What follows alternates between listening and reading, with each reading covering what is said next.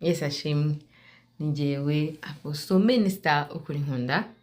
Nagira ngo nsubize ku kibazo bambajije ku byerekeye abantu bakomeza bambaza biriya bintu byerekeye abarasta, abantu bambaye amaherena, amapantaro, icyo Imana ibivugaho. Amen.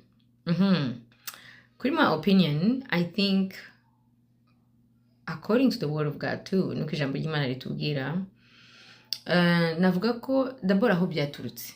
I think byaturutse kuri video Apostle Gitwaza ari kwigisha ngira ngo n'abantu mu itorero ryabo. Sinzi n'umuntu avuze ko yamarigisha abayobozi. Ababwira nyine ukuntu bagomba kwitwara, abantu bashobora kujya hejuru, mbese harakuri aritani badashobora kujyayo. Bivuga ngo buri nzu igira discipline yayo. Bivuga ngo mu itorero yo muri Zion Temple kandi ikaba iriyobowe na Apostle Gitwaza, afite uko Imana yamubwiye kuriyobora. Amen. Rero bivuga ngo nimba muri we yumva ko abantu bari hejuru hari batagomba kwambara ukuntu, kandi mukaba mukurikira muri iyo discipline, muri iyo nzu. Tuvuge ngo ingo zose zigira discipline zayo. Uko ndera abana banjye siko kana karira abana be. Donc buri rugo ubundi rugira ibyayo. Numva ngo nta ngo zisa, ingo zose zigira ibyayo. Haleluya. N'abantu babamo ntabwo bari bamwe, ntabwo baraturutse ahantu hamwe, ariko bafite intego imwe yo kubaka. Rero iyo udakurikije amategeko yo mu rugo, nk'umwana udakurikije amategeko muri rugo, ababyeyi bararakara. Amen. Rero ni kimwe tuvuge nimba arimo arabwira abantu ayoboye, birumvikana ko bagomba kugendera ku mategeko ye. Buriya niko yayobowe, niko Imana yamuyoboye, afite impamvu Imana ivugana nawe, nk'uko bamukurikiye mu bindi, noneho n'abandi bari kumukurikira rero mu bindi barimo, bari gukurikira vision Imana yamuhaye, bakaba bamwizeye, bagomba kwizera ibyo yavuze, bakabikurikiza. Utabishaka ukahava ukajya ahandi, cyangwa utemeranya nawe. Amen. Ariko mu kubivuga kuriya nta cyaha kirimo, kandi yaragamije kugira ngo twubahe Imana, tuyubahishe Imana, kuko ntiyabivuganye umutima wo kugira ngo atandukanye abantu cyangwa se agaye, ahubwo no kugira ngo we intego ye nk'uko nabyumvishe no kugira ngo tumenye ko hari ahantu kubahwa, atari ahantu upfa kugenda uko ushatse, kandi cyane cyane ko tuba turi imbere y'abantu, abantu bose batureba. Amen. Rero bivuga ngo nimba uri mu gihugu cyane cyane nko muri Afrika, muri mu gihugu vraiment gishyushye, si ngombwa kuvuga ngo mugiye kwambara ibyo bintu yavuze by'amapantaro, cyane cyane kandi hashyushye, mufite ukuntu mushaka kwambara neza mu kwikwiza,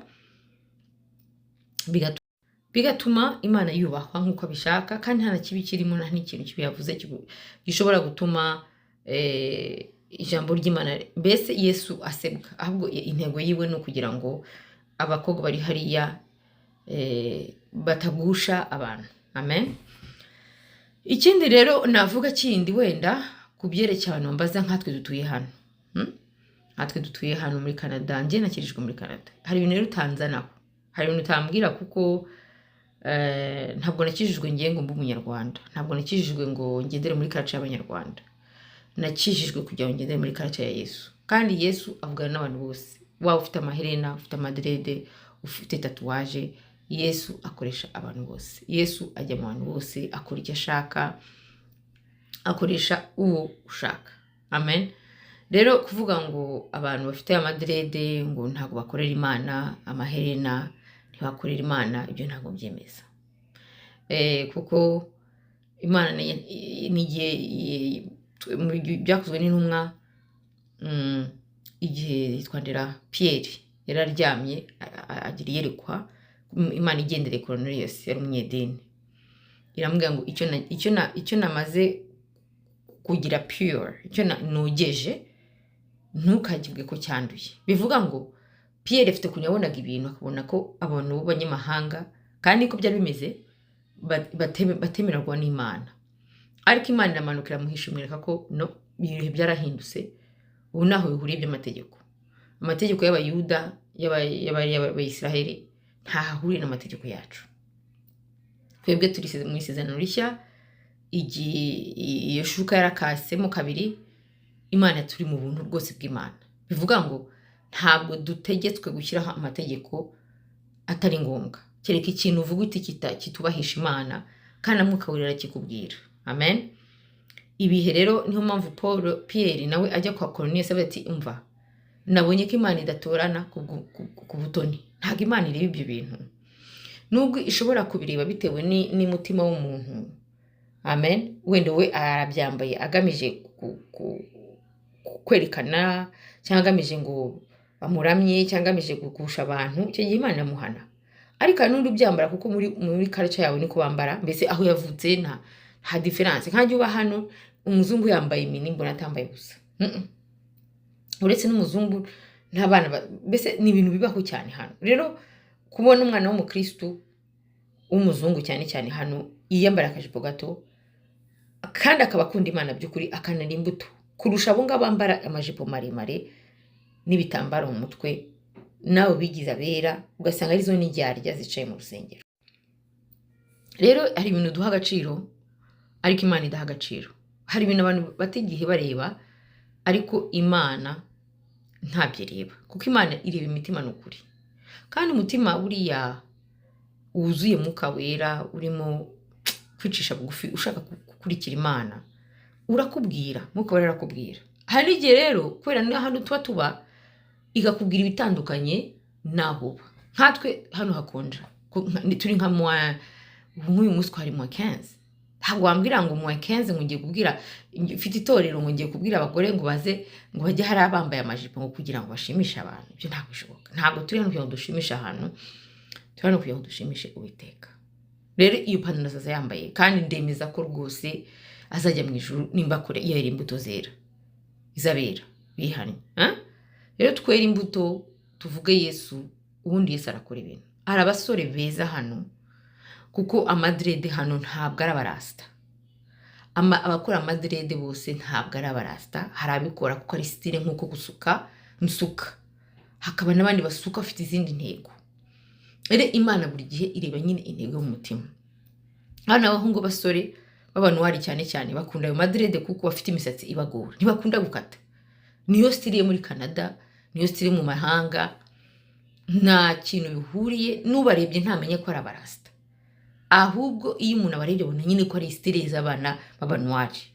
Nta n'uyu muntu ahita atekereza ko ari abarasta. Ibyo bitekerezo nyine n'ibitekerezo byawe bwite washatse kwita ko umuntu ari umurasta. Wowe bitewe n'ukuntu wamubonye ukamutekereza ukamucira urubanza bitewe n'ibitekerezo byawe. Ariko nivuga ko Imana ari kureba umuntu ikamucira urubanza n'ibitekerezo by'abantu. Gose bafite n'amaherena ari ugasanga ni style ntaho bihuriye nuko ari amabandi. Ejo umuntu nagiye ku umudokta afite iherena n'umusaza, twaramubonye turaseka nyine, ariko yarize, ntago bamusohoye mu ishuri ngo kuko afite iherena. Rero hari ibintu abantu bakunda ari amastyle, none ugasanga abandi batabikunda mugashaka kubyita ibyaha. No, generation ntabwo ari zimwe, imyaka ntabwo ari imwe.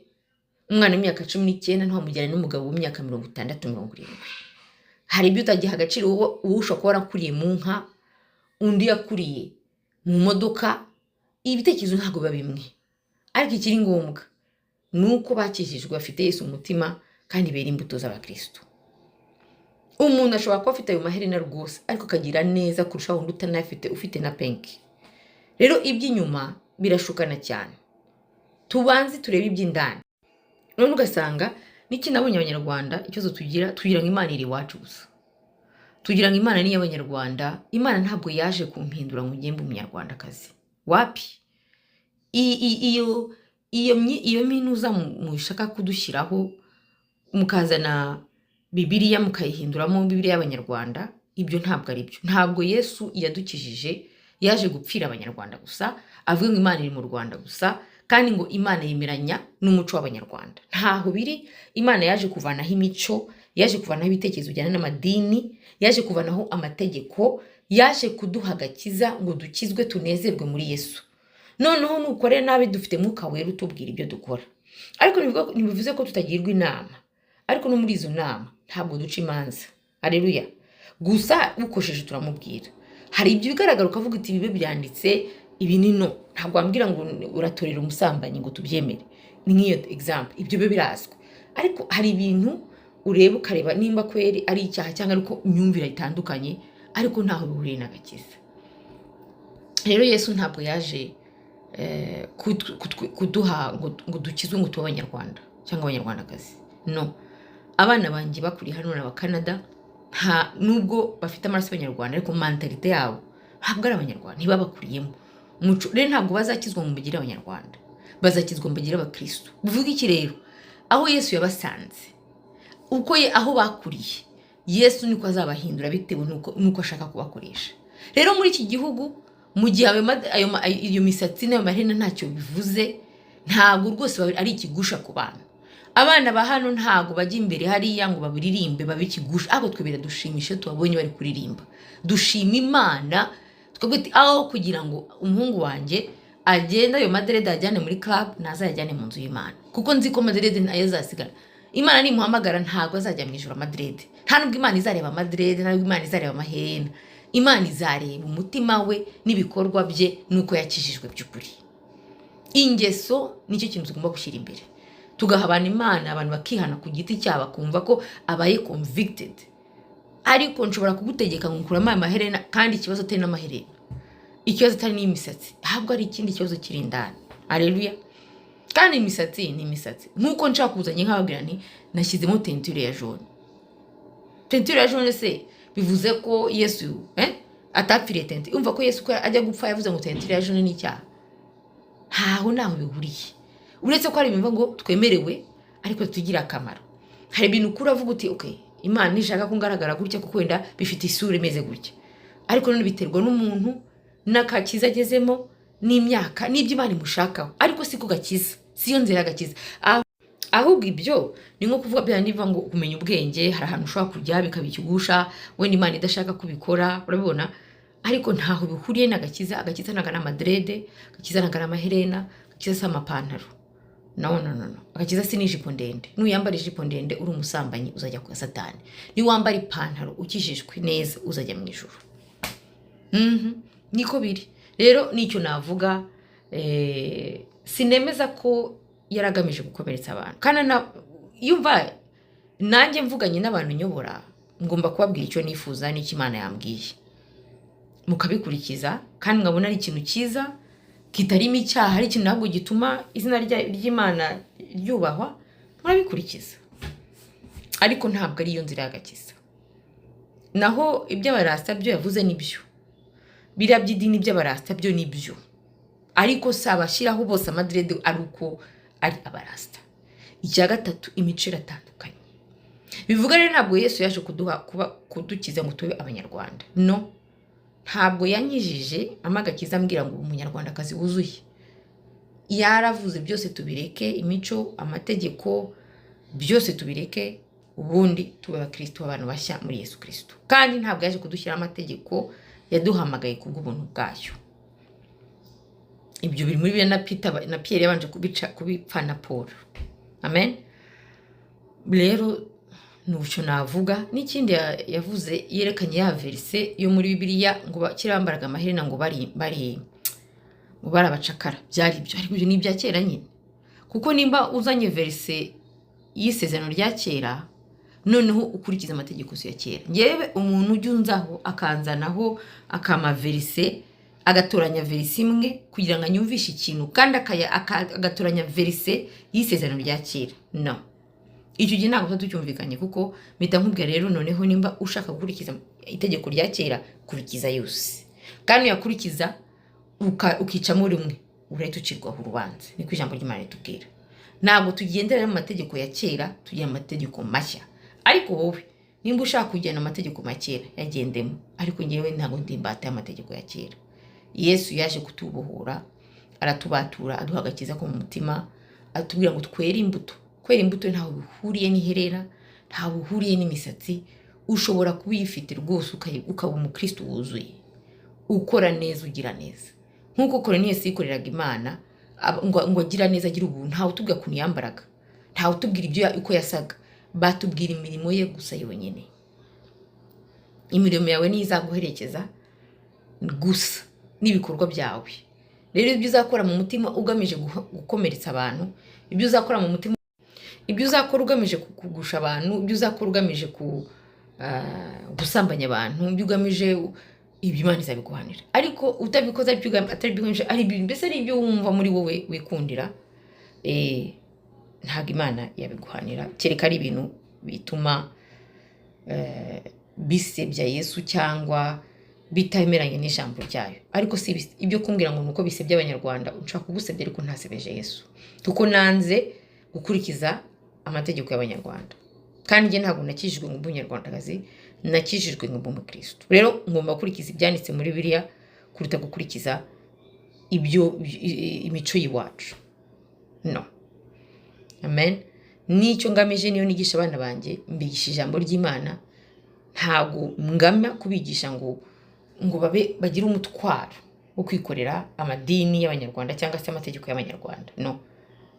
Ahubwo mbigisha kwitwara uko Imana ibishaka, kwera imbuto, gutinya Imana, ibintu bigaragara nyine byo muri Bibiliya. Noneho ibindi nkaba nzi neza ko bazabikora bitewe bubashye Imana, akora neza. Iyo niyo etape ya mbere.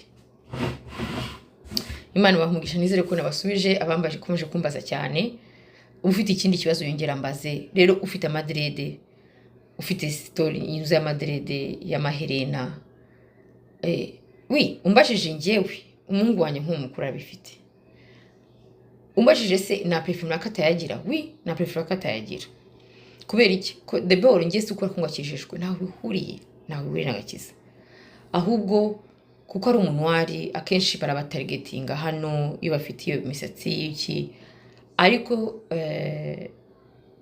ni shwa yiwe, ni style akunda, ntabwo anyubahuka, n'umwana wubaha, ndashimana kugeza ubu. Ejo bundi yatahaga ambwira ukuntu umuntu bakorana yamubwiye ko afite umuhungu utumvira, ko yabonye umuhungu wanjye areze neza, aramubwira ati uzasenga Imana izabikora.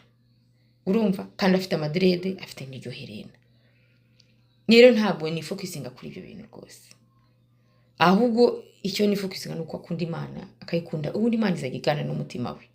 Kandi nabwo atayakuyemo, ntabwo nimeza ko Imana yakaba kuvugana nayo, nawe kereka Imana ibona ko atari ibintu byiza. Amen. Rero icyo nkunda n'icyo yakunda ku myaka yese kimwe nk'icyanjye, ndamwumva.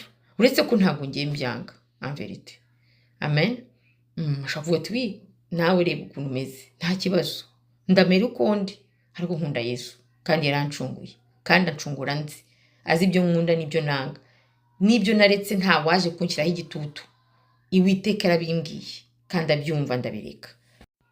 Ariko nivuga ko utagomba kumvira abatubwiye ikintu ko hari igihe avuga kuriya Imana imutumye. Amen. Cyangwa ari discipline mu itorero rye. Haleluya. Rero byose ni ugushishoza, umuntu agahitamo icyo Mwuka Wera wimva mubwiye. Haleluya. Ariko none tukamenya ubwenge mu byo dukora byose, no kumenya ikiri ngombwa. Kiri ngombwa nuko abantu bakizwa by'ukuri pe, tukera imbuto mu mitima yacu tukakizwa, kuko buriya cyane cyane abanyarwanda ikintu kitwica Imana, mureke ko mvuge gutya, tugira uburyarya bwinshi. Kuvuga ngo murakijijwe ariko imitima yanyu muraca imanza, turareba ibintu bitatureba. Tugire amahoro, dukizwe, tunezerwe n'agakiza ka Yesu, kandi twizere ko yatangiye umurimo izawurangiza. Yes. Ntabwo ngewe amadrede yantera ikibazo n'amatwi. Nimba ugushwa n'icyo kintu ufite ikibazo gikomeye ahubwo rwose. Amen. Kuko agakiza karusha amadrede, karusha amaherena. Kwera imbuto biri kuri, ni ibintu bindi biri hejuru, y'ibyo. Ariko ari nyiri itorero, ari we visionnaire, akaba yumva mu Mana yamuyoboye kuriya, ntabwo yareka kubivuga. Amen. Ntabwo yareka kubivuga, umuntu arabyubahiriza, ukumva ubishoboye cyangwa utabishoboye. Amen. Ariko mumbajije njye sindageraho, sindabyumva, bitewe n'ukuntu kana hamagawe n'ukuntu Imana yampamagaye njyewe meze, nabo mbana nabo, n'igihugu mbamo. Ahubwo twe turashima tubona abana bacu b'abahungu cyane cyane bafite ayo maherena n'amadrede, bari imbere bari kuramya Imana. Yo, ni umugisha kuko abandi bari kunywa amadroge, abandi bari gusengera abandi bana. Rero ntabwo najya muri ibyo bintu, kuko aritari hera mu rugo. Rero mbonye ambwiye ati ndashaka gutangira kuririmbira Imana, yo mikoro nayimuha nkayimuterera imbere, niryo yijya imbere nyine dusenge, ibindi nizeye Yesu, kuko Yesu ni umenya umuntu.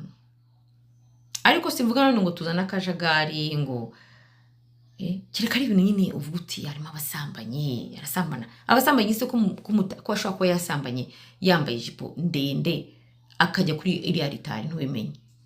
Ariko bikaba byoroshye uriya w'amaderede n'amaherena n'ayo mapantaro mukamucira urubanza kuko we yabaye uwari. Indyarya zingahe zijya kuri aritari zambaye amajipo? Indyarya zingahe zijya kuri aritari baba basambanye bakajya kuririmba biyambisha amajipo maremare, cyangwa abatipe bakase imisatsi? Mubamenya gute abariye? Murabapima se uko baje muri aritari? Murabapima ngo murebe ngo uyambaye ijipo ndende, ariko katurebe ko yarayasambanye, katurebe ibyo yarayavuze kuri telefone, katurebe ko yabeshye umuntu. Rega harimo no kuvuga amatiku n'ibyo. Gusambana si ikibazo gusa, harimo n'ibindi byaha. None se ibyaha mujya kubigenzura mbere yuko ujya kuri aritari? Cyangwa nuko bambaye neza ngo ntikemera ko babizi? No, ntabwo babizi. Ntawe nzi wabikora ko nzi ko babikora. None abo mujya gushyingira, abantu bashyingira, ntibari abantu bashyingira baba barabanje gusambana ngo nuko bambaye neza? Icyaha ni icyaha. Icyaha ntabwo kimenyera mu myenda, ahubwo uriya wambaye imyenda akayigaragaza, uriya we aranoroshye. Ababi nabihisha. Amen. Rero Imana iduha ubwenge mu kuyobora mu bintu byose, ni ukuri. Kandi cyane cyane na ino generation iri kuza, nitubone twe turi gukura, turi kureka bimwe tukumva bimwe nta nyota tubifitiye, abandi barabifite. Ariko hari ibyo tutagomba guha agaciro, tugaha agaciro ahubwo tugakizwa natwe dayeri ubwacu, ubundi tukareka Imana igakora. Amen. Ariko nubaha Apostle Gitwaza, ndanamukunda. Imana imuhe umugisha hari hose. Nzi ko gukorera Imana buriya kuyobora abantu ntabwo byoroshye pe. Rero mbonye umukozi w'Imana ugeze muri rwego, ndamwubaha, afite icyatumye abivuga. Ariko intego nzi ni imwe, ntabwo agamije gukomeretsa abantu cyangwa se ngo yishyire hejuru, ahubwo intego ni ukugira ngo twubahe Imana kandi ayubahishe. Imana imumugisha hari hose. N'abandi barakomeretse wenda mwambazaga, nizere ko munyumvishe. Nimba mufite ikindi kibazo, you welcome yo kumbaza. Namba yangira kuri WhatsApp ndayishyiraho, munyandikire musigire audio. Shalom, God bless you. Yari Apostle ukuri nkunda. Ciao.